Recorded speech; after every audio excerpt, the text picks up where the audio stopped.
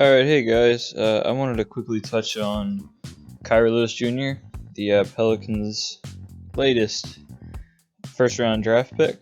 So they selected him with the 13th overall pick in the 2020 NBA draft.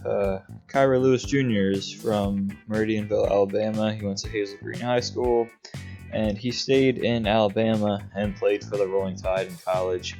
So he was there for 2 years. He's 19 now. But mainly be looking at his 2019 and 20 season.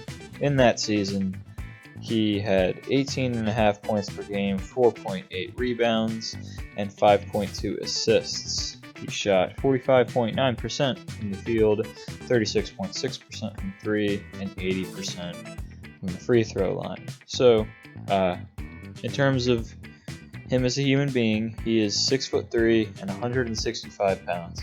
So he's got a pretty slight frame for being that tall. Shooting wise, I've never seen Kyrie Lewis Jr. shoot. I will concede that.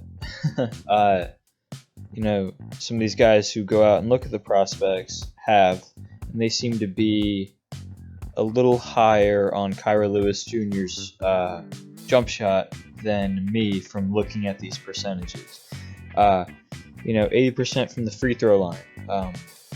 Although the free throw line doesn't change from college to the NBA, it seems middle of the pack to me. League average is like 75%, but it's, significantly higher if you're a point guard.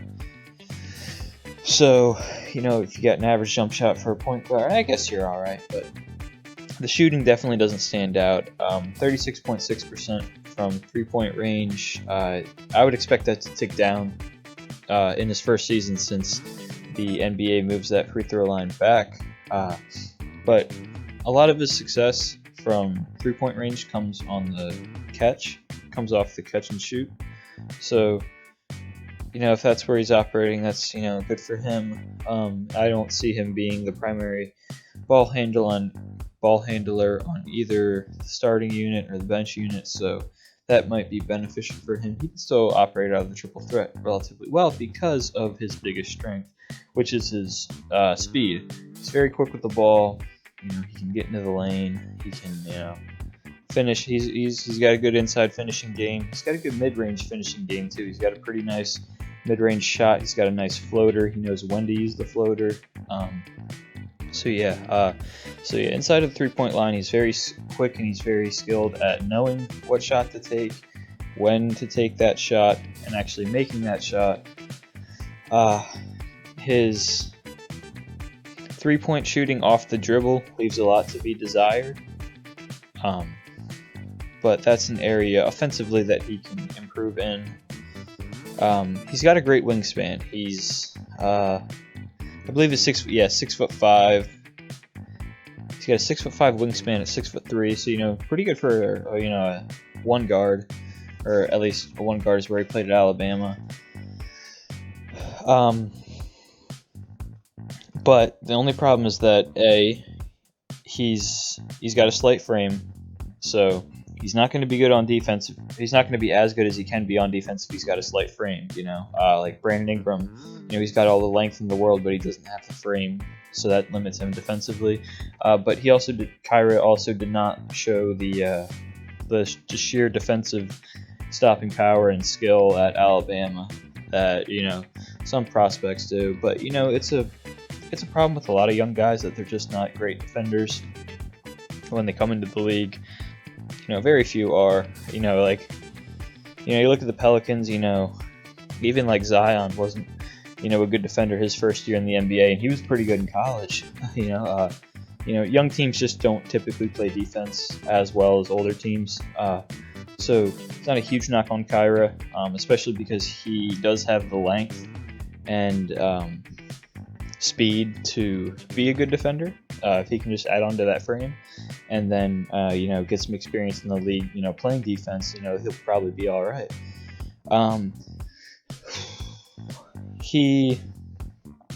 His player comparisons, according to NBADraft.net, are Darren Collison and Dennis Schroeder. So that will give you a sense as to what role he might play on the team. Dennis Schroeder just, he had a great year in Oklahoma City. So, what else to say? I mean, his fit on the Pelicans. So, I feel like if you're thinking about play style, you'd think, where should Kyra Lewis go? And the answer is probably the New Orleans Pelicans. If you think about just how young and fast the Pelicans are, they play at a breakneck pace, throwing lobs, just running down the floor, dunks, layups, transition, easy shots. Kyra definitely thrives because of how quick he is. So that he fits definitely on that front, but I will say, especially with the departure of Drew Holiday, I'm not sure a player who's bad on defense is exactly what the doctor ordered for the Pelicans.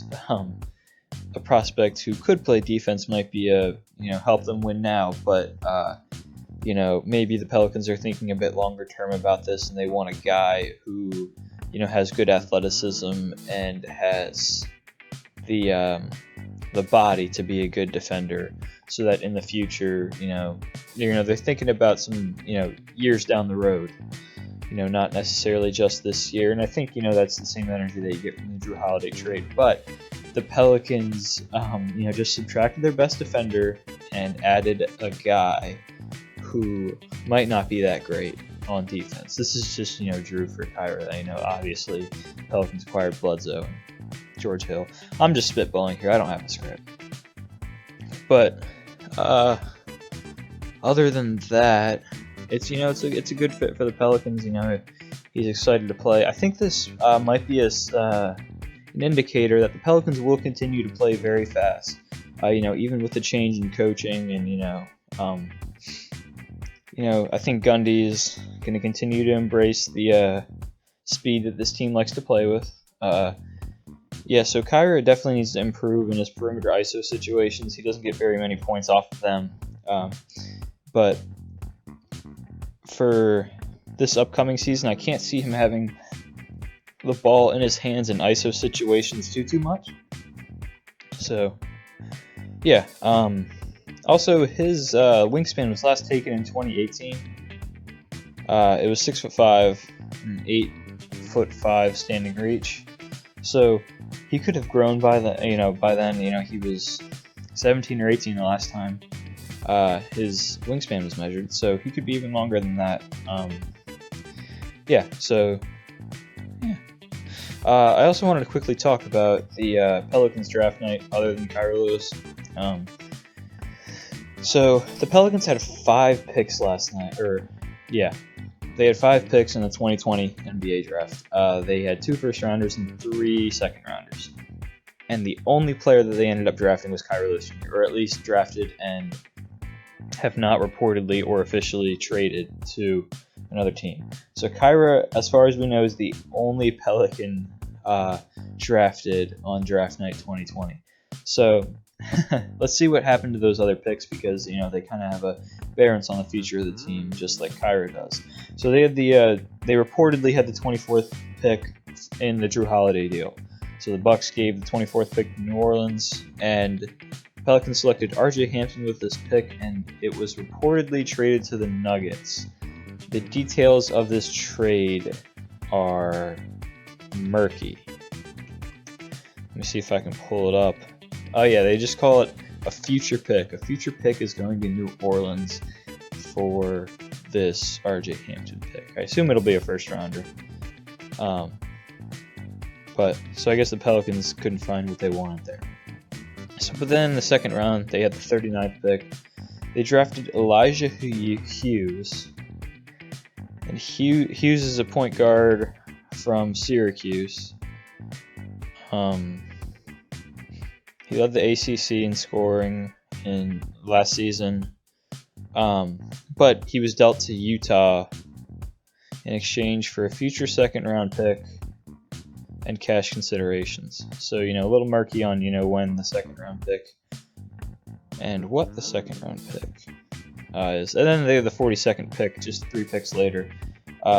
Drafted Nick Richards and then traded him to Charlotte in exchange for a 2024 second-round pick. So it seems like the Pelicans front office is stockpiling draft picks about 4 years from now. They I think they got some picks from the Anthony Davis deal that line up around then.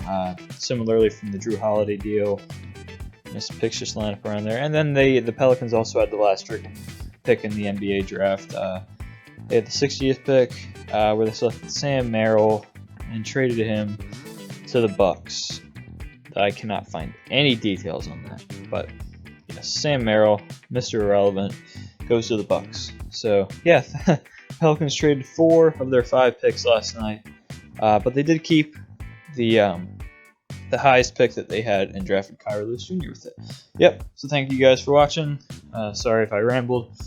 Yeah, thanks. Also, one thing that I forgot to mention in the Kyra Lewis Jr. section was that at times he can be like a really good defender. Like he flashes like plays where he just has this incredible anticipation of where the ball is going to be, and he can get some really great and really impressive steals and use his speed to just take it all the way.